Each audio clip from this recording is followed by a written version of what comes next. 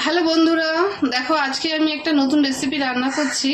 সেটা হচ্ছে রেসিপিটা নিরামিষ রান্না, কিন্তু সেটা করছি হচ্ছে ধনিয়া আর আলুর দম। তো দেখো কিভাবে করি, তোমরা সাথে থাকো। প্রথমে আমি এখানে তেলটা গরম বসিয়ে দিয়েছি, তেলটা আমার গরম হয়ে গেছে। তার মধ্যে একটু গোটা জিরে ফোড়ন দিয়ে দিলাম।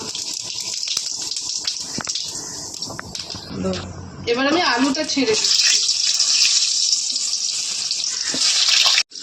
আলুটা আমাদের ভাজা হয়ে গেছে, এবার আমি মশলাগুলো এর সাথে অ্যাড করব। এবার আমি দেবো একটু আদা বাটা।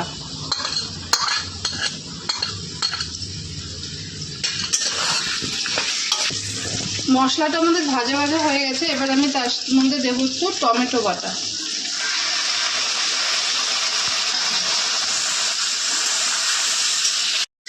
এবার আমি দিয়ে দেবো ধনে পাতা আর কাঁচা লঙ্কা বেটে রেখেছিলাম সেটা। এবার দিয়ে দেবো একটু চিনি। রান্নাটি আমার হয়ে গেছে। যদি আমার রান্নাটি তোমাদের ভালো লাগে তাহলে তোমাদের কাছে অনুরোধ রইল একটা লাইক, শেয়ার আর সাবস্ক্রাইব। Thank you.